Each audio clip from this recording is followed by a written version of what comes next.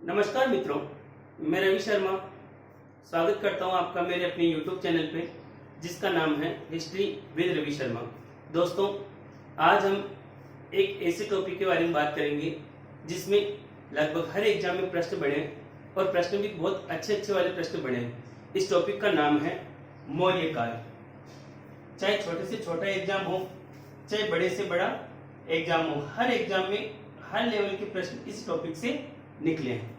दोस्तों, इस टॉपिक को जब हम पढ़ते हैं तो इस टॉपिक को बहुत ही सेलेक्टेड बिंदुओं के आधार पर अपने को पढ़ना पड़ेगा कि जैसे इसमें जो क्वेश्चन बनते हैं वो क्वेश्चन ज्यादातर किस जगह से बनते हैं। तो हम सारे शासकों के बारे में बात करेंगे, लेकिन जैसे हमने चंद्रगुप्त मौर्य से बात की, चंद्रगुप्त मौर्य के बारे में बात की, तो चंद्रगुप्त मौर्य से प्रश्न बनते हैं, लेकिन चंद्रगुप्त मौर्य से प्रश्न उतने ज्यादा नहीं बनते।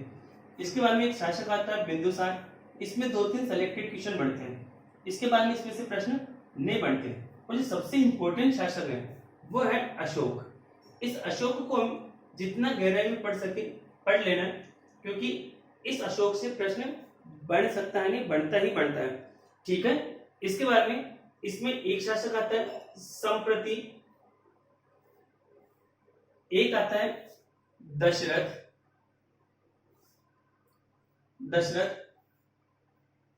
और एक और शासक पढ़ेंगे इसमें जिसका नाम है बृहद्रथ।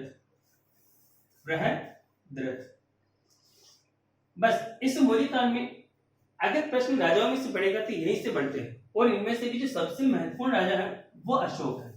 ठीक है दोस्तों, हम इस टॉपिक को पढ़ना स्टार्ट करते हैं, लेकिन ध्यान रखना इस टॉपिक में जो प्रश्न बने हैं वो ज्यादातर बनते हैं मौर्य काल की कला व संस्कृति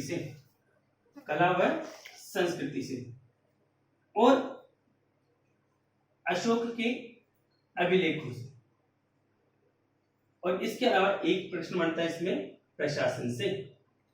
तो कोई भी जो बड़ा एग्जाम होता है, चाहे फर्स्ट ग्रेड हो, आरएस हो या सेकंड ग्रेड हो, उनमें जो प्रश्न बढ़ते हैं उन प्रश्नों का दायरा ये 3 बिंदु रहते हैं। तो आपको इन तीनों बिंदुओं को बहुत ध्यान से समझना है। मैं इस पूरे ही टॉपिक को आपको विस्तार से समझाने जा रहा हूं। कोशिश करना कि आप इस वीडियो को ध्यान से देखें और साथ के साथ इसको मन में पढ़ते हुए यहीं पे याद कर लें। ठीक है दोस्तों, हम स्टार्ट करते हैं मौर्य काल के बारे में। तो मौर्य काल की जब हम बात करते हैं तो सबसे पहले आती है कि मौर्य काल का जो टाइम पीरियड था वो टाइम पीरियड क्या था, और मौर्य काल का शुरुआती शासक कौन थे। मौर्य काल की जब हम बात करें तो सबसे पहले देखो इसका समय देखना कि भारतीय इतिहास में इसका समय माना जाता है 322 ईसा पूर्व से लेकर 185 ईसा पूर्व, मतलब लगभग 137 वर्षों तक भारत के इतिहास में मौर्य शासकों ने राज किया। इस मौर्य काल की एक और बात ध्यान रखना कि भारत के इतिहास में पहली बार एक साम्राज्यवादी नीति की परिकल्पना में मौर्य काल में देखने को मिलती है, और इसी मौर्य काल में पहली बार एक केंद्रीकृत व्यवस्था भारत के इतिहास में जन्म लेती है। ठीक है। अब देखो बात करते हैं हम इस मौर्य काल की। तो सबसे पहले इस मौर्य शब्द को हम देखते हैं कि मौर्य शब्द क्या है। इस मौर्य शब्द के 2 मायने हैं कि एक तो जब हमने बात की महाजनपद काल में हमने देखा होगा कि 10 गणराज्यों का एक संघ था जिसमें 2 पावा के थे, मल्लों के थे, और 8 जो थे वो वज्जी संघ के थे। ठीक है ना। तो वज्जी संघ में हमने देखा था कि पिपली वन के मौर्य, तो कुछ लोग तो ये मानते हैं कि जो मौर्य शासक थे ये पिपली वन की जो मौर्य शाखा थी इस मौर्य शाखा से ही निकले हुए थे, जबकि कुछ लोग कहते हैं कि उस समय एक जाति थी मोर पालने वाली। इस मोर पालने वाली जाति के नाम से ही ये लोग क्या कहलाए, मौर्य या मौर्य, क्योंकि एक इतिहासकार है इसका नाम है ग्रुनवेडेल। क्या नाम है? ग्रुनवेडेल। इस ग्रुनवेडेल महोदय ने जो मौर्यों का जो राज्य चिन्ह है, ये राज्य चिन्ह क्या बताया, तो वो बताया था इन्होंने मोर। क्या बताया था? मोर। ठीक है। अब देखो इन मौर्यों के बारे में एक और मत सबसे ज्यादा पूछा जाता है एग्जाम में, और वो मत आता है मुद्रा राक्षस का। मुद्रा राक्षस मौर्यों के बारे में जानकारी देने वाला एक प्रमुख ग्रंथ था, जिसकी रचना करने वाला व्यक्ति था विशाख दत्त। कौन था? विशाख दत्त। इस विशाख दत्त ने अपनी पुस्तक मुद्रा राक्षस में कहा कि जो मौर्य थे वो मौर्य किस जाति के थे, तो वो थे वृषल जाति के, है ना। वृषल, वृषल का मतलब होता है निम्न कुल में जन्म लेने वाला, निम्न कुल में जन्म लेने वाला, अर्थात इसने सीधे सीधे मौर्य को शुद्ध बता दिया, ठीक है ना। देखो भाई, अब ध्यान रखना, इस मौर्य काल का जो केंद्र था वो था मगध। ये भी ध्यान रखना आपको कि मौर्य काल का जो केंद्र था वो केंद्र कौन सा था, मगध, ठीक है ना। और इस मगध की जो राजधानी थी वो राजधानी कौन सी थी उस समय, तो इस राजधानी का नाम था पाटलिपुत्र। क्या नाम था, पाटलिपुत्र, ठीक है। अब अपन बात करते देखो मौर्य काल के एक एक राजा के बारे में, ठीक है। तो इस मौर्य काल की जो सामान्य जानकारी वो आपको याद रखना है कि मौर्य का जो राज्य चयन था वो मौर्य था, और ये मौर्य बताने वाला कौन था, तो ये बताने वाला था ग्रुनवेडेल, ठीक है। और मौर्य के बारे में जो वृषल या शूद्र कहने वाला व्यक्ति कौन था, तो ये था विशाख दत्त की पुस्तक मुद्रा राक्षस, ठीक है। और मौर्य का जो केंद्र था वो कौन सा था, मगध था, जिसकी राजधानी क्या थी, पाटलिपुत्र। अब अपन बात करते देखो मौर्य काल के पहले शासक के बारे में जिसका नाम है चंद्रगुप्त मौर्य। देखो बात करते हैं चंद्रगुप्त मौर्य के बारे में। चंद्रगुप्त मौर्य, इसका जो समय था वो था 322 ईसा पूर्व से लेकर 298 ईसा पूर्व, ठीक है। अब देखो बात करते हैं चंद्रगुप्त मौर्य के बारे में। अगर इस राजा की महानता की हम बात करें तो इसकी महानता इसी बात से लगाई जा सकती है कि एक अंग्रेज इतिहासकार था जिसका नाम था विंसेंट स्मिथ। क्या नाम था, विंसेंट स्मिथ। इस विंसेंट स्मिथ ने चंद्रगुप्त मौर्य को भारत का प्रथम ऐतिहासिक सम्राट कहा।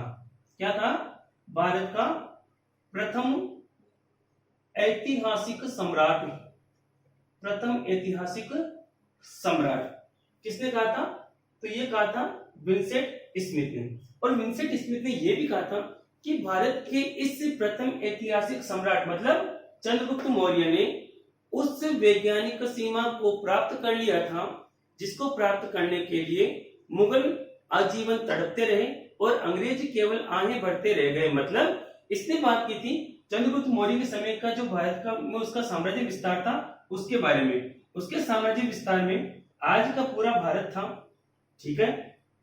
भारत के बाद में इसके अलावा जो ये जावा सुमात्रा वाला इलाका था वो भी चंद्रगुप्त मौर्य की सीमा में था। इसके अलावा आज का पाकिस्तान, अफगानिस्तान, कंधार, ठीक है, ये वाला इलाका सारा का सारा उस समय भारत का हिस्सा था जिसको भारत के प्रथम ऐतिहासिक सम्राट ने विजित किया था, ठीक है। अब इसके बाद में देखो पहला पद आ गया भारत का ऐतिहासिक सम्राट, और ये कहने वाला कौन था, विंसेंट स्मिथ। दूसरी जो बात आती है चंद्रगुप्त मौर्य के बारे में, एक और अच्छा प्रश्न जो आता है कि इसे क्या कहा जाता है, भारत का लिबरेटर या उद्धारक। क्या कहा जाता है, भारत का लिबरेटर या उद्धारक, ठीक है। और एक जो प्रश्न आता है वो सबसे इंपॉर्टेंट है, जो यूनानी साहित्य है, इस यूनानी साहित्य में चंद्रगुप्त के लिए एक शब्द काम में लिया गया है और वो नाम क्या है, सेंड्रोकोट्स। क्या नाम है, सेंड्रोकोट्स, ठीक है ना। और देखो सेंड्रोकोट्स, पहले तो यही ध्यान रखना क्योंकि रीट में ये प्रश्न आ चुका है कि सेंड्रोकोट्स का संबंध किस शासक से है, तो शासक का नाम क्या है, चंद्रगुप्त मौर्य। एक बार प्रश्न आया था कि किस इतिहासकार ने सेंड्रोकोट्स का संबंध चंद्रगुप्त मौर्य से स्थापित किया था, ठीक है ना, तो वो कौन था, वो था विलियम जोन्स। कौन था, विलियम जोन्स। विलियम जोन्स ने कहा था कि जो सेंड्रोकोट्स नामक राजा हैं, ये सेंड्रोकोट्स कोई और नहीं है बल्कि कौन है, चंद्रगुप्त मौर्य। अब देखो बात करते हैं ऐसा कहा जाता है कि जब 322 ईसा पूर्व में चंद्रगुप्त मौर्य राजा बना था, उससे पहले मगध की गद्दी पर नंद वंश का अंतिम शासक, किस वंश का था? नंद वंश का अंतिम शासक, जिसका नाम था धनानंद। क्या नाम था? धनानंद।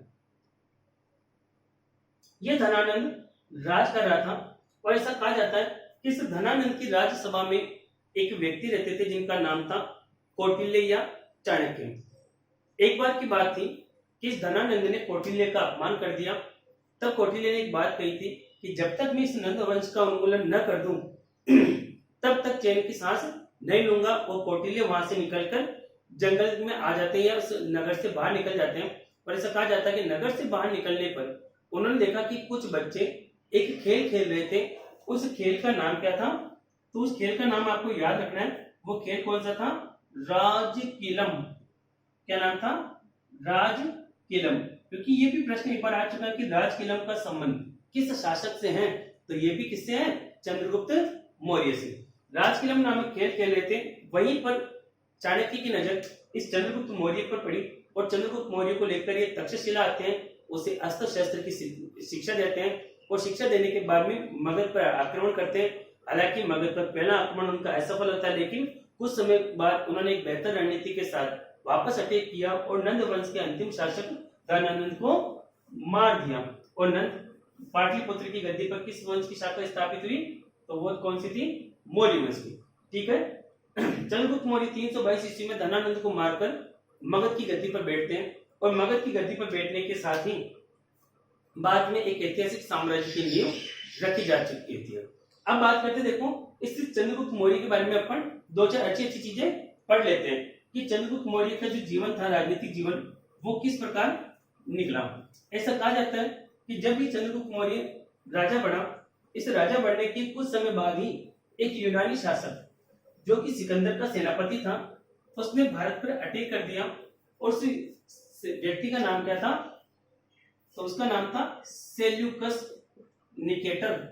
क्या नाम था? Seleucus Nicator. ये सेल्यूकस निकेटर कौन था? तो ये था यूनानी शासक। कौन था? यूनानी शासक।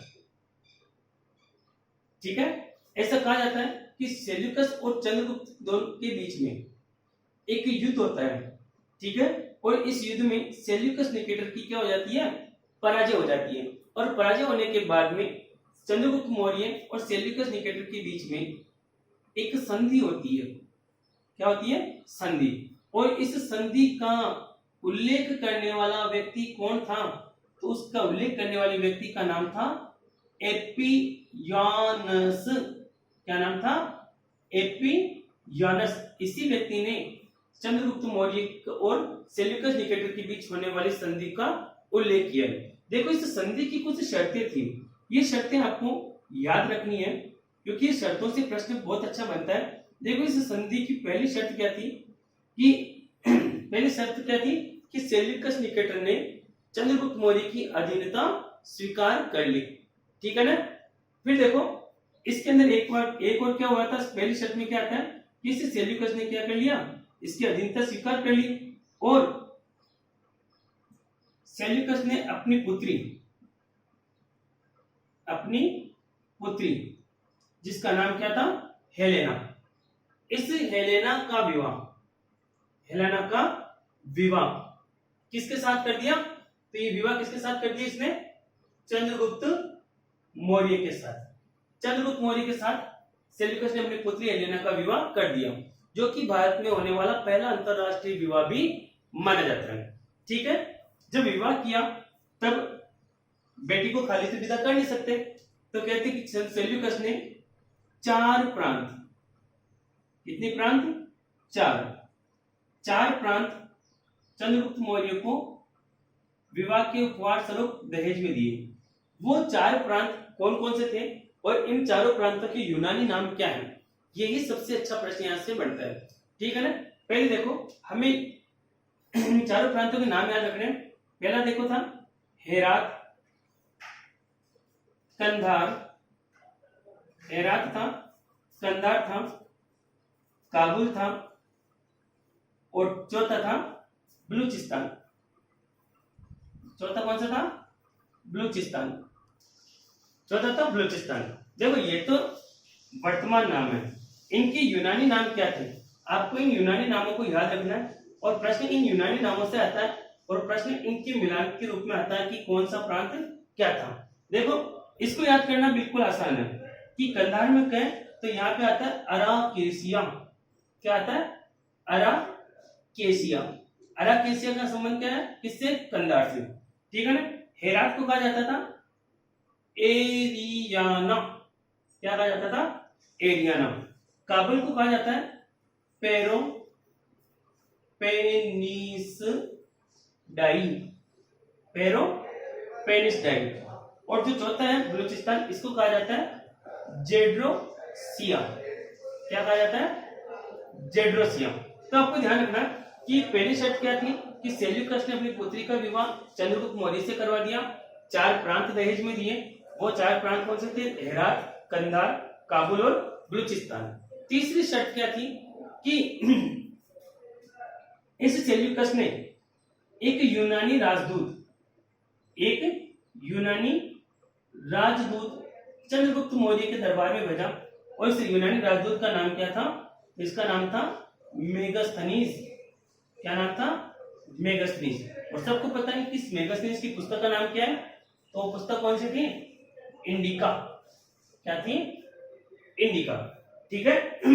और चौथी शर्त क्या थी कि जब 3 शर्तें चंद्रगुप्त मौर्य की सेल्यूकस ने मान ली तो चौथी शर्त चंद्रगुप्त मौर्य की तरफ से आई थी और कहते हैं कि इसे चंद्रगुप्त मौर्य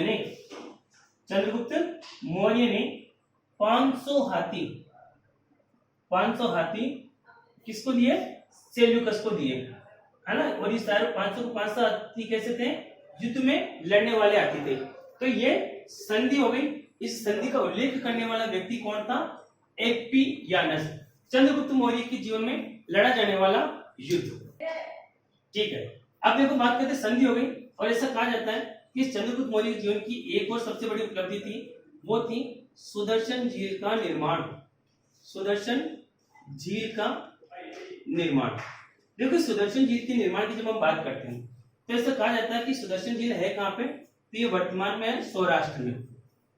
सौराष्ट्र वर्तमान गुजरात के अंदर है। ऐसा कहा जाता है कि चंद्रगुप्त मौर्य के समय में चंद्रगुप्त के सौराष्ट्र प्रांत का एक गवर्नर था जिसका नाम था पुष्यगुप्त वैश्य।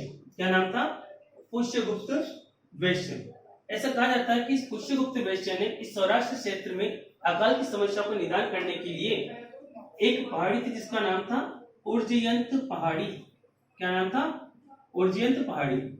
इस उर्जयंत पहाड़ी से 2 नदियां निकलती थी। एक थी स्वर्ण सिक्ता और दूसरी थी पलासिनी। दूसरी कौन सी नदी थी? पलासिनी। इन दोनों ही नदियों के पानी को जोड़कर या इन पानी को इकट्ठा करके जिस झील का निर्माण करवाया था उस झील का नाम क्या था? सुदर्शन झील। क्योंकि दिखने में सुंदर थी इसलिए इसको सुदर्शन झील कहा जाता है। अब देखो यहां से एक अच्छा प्रश्न बना कि इस सुदर्शन झील के निर्माण का सबसे प्रमुख उद्देश्य क्या था? किस उद्देश्य को लेकर इस झील का निर्माण किया गया था? तो इसका उद्देश्य क्या था? सिंचाई हेतु जल उपलब्ध कराना। क्या था? सिंचाई हेतु जल आपूर्ति। ठीक वैसे ही है जैसे अगर अपने को पूछे कि विसलपुर बांध की निर्माण का सबसे प्रमुख उद्देश्य क्या था? तो पेयजल आपूर्ति है ना। इसी तरह से जो सुदर्शन झील के निर्माण का प्रमुख उद्देश्य क्या है? सिंचाई हेतु जल उपलब्ध कराना। ठीक है। अब देखो बात करते हैं इसके बारे में एक दो और बात कि एक व्यक्ति था जिसका नाम था जस्टिन। इस जस्टिन ने चंद्रगुप्त मौर्य की सेना को क्या कहा? डाकुओं का गिरोह कहा।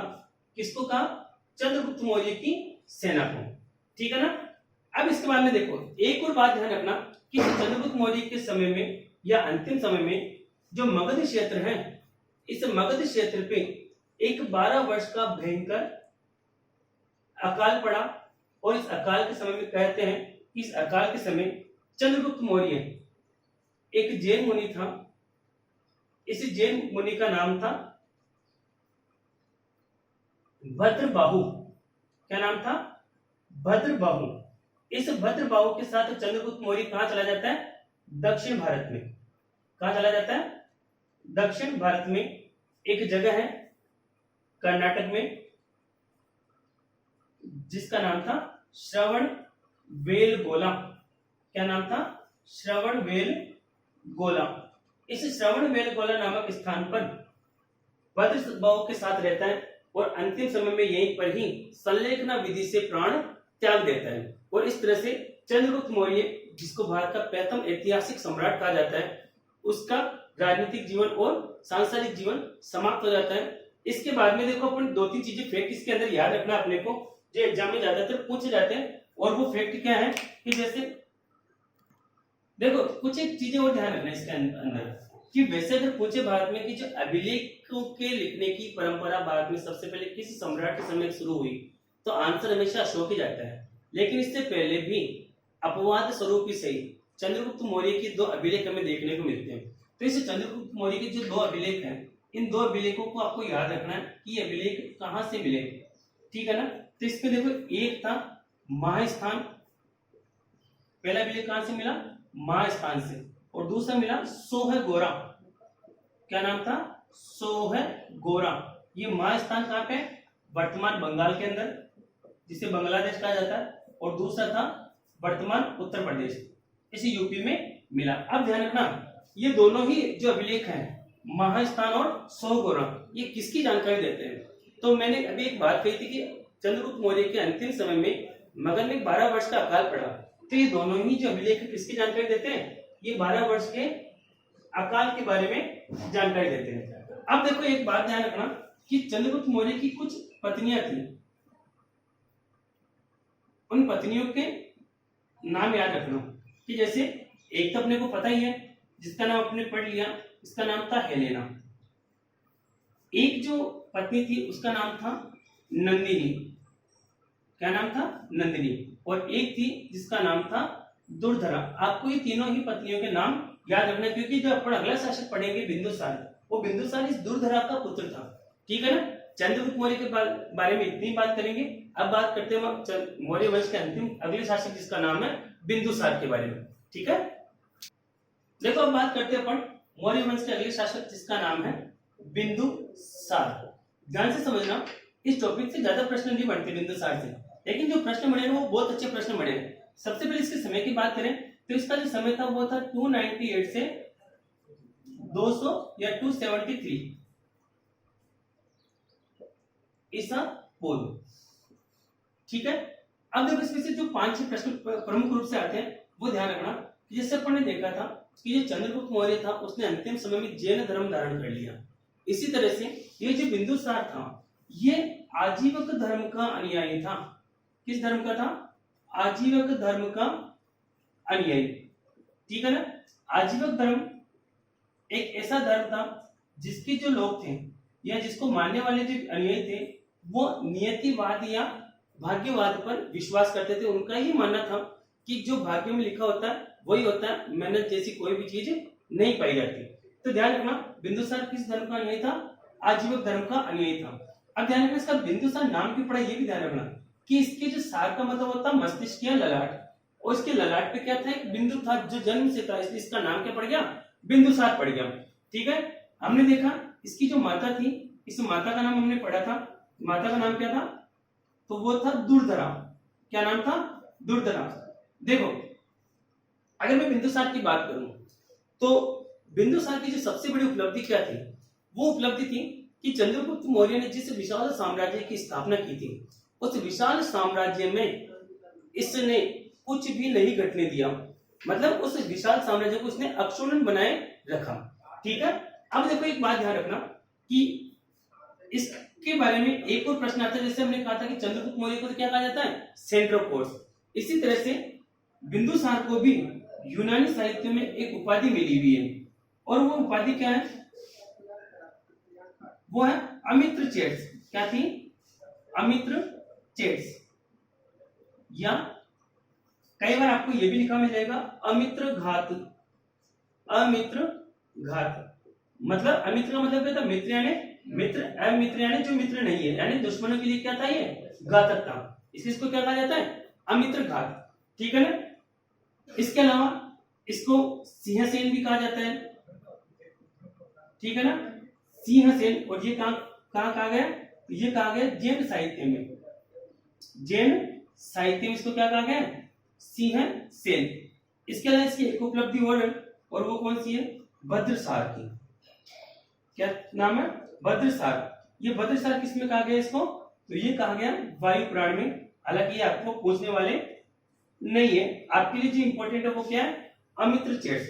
ठीक है। अब बात करते हैं, देखो ऐसा कहा जाता है कि इस बिंदुसार ने उस समय के जो यूनान का एक शासक था, यूनान के शासक, इस यूनान के शासक का नाम था एंटीयोकस। क्या नाम था, एंटीयोकस। इस एंटीयोकस को बिंदुसार ने एक पत्र लिखा और इस पत्र में इसने 3 वस्तुओं की मांग की। कितनी वस्तुओं की, 3 वस्तुओं की मांग की। मैत्री स्वरूप एक पत्र लिखा था। वो 3 वस्तुएं क्या थी, मीठी शराब, मीठी शराब, दूसरी थी सूखी अंजीर, और तीसरा था दार्शनिक। तीसरा क्या था, दार्शनिक। 3 चीजें कौन सी थी, मीठी शराब, सूखी अंजीर और दार्शनिक।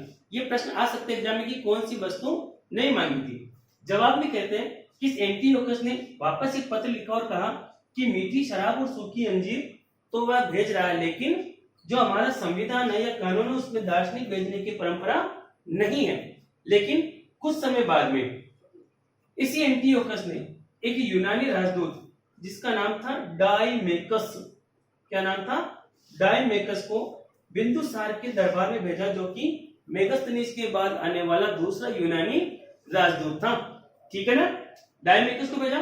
लेकिन अगर प्रश्न आ जाए कि शुरुआत में इसने एंटीयोकस ने कौन सी चीज नहीं भेजी थी, तो दार्शनिक नहीं भेजा था। ठीक है। अब इसके बारे में देखो बात करते हैं कि ये तो बात थी यूनानी शासक के बारे में। इसी तरह से एक और शासक था जिसका नाम था फिलाडेल्फस सेकंड। और ये फिलाडेल्फस शासक कहाँ का था, तो ये था मिस्र का शासक।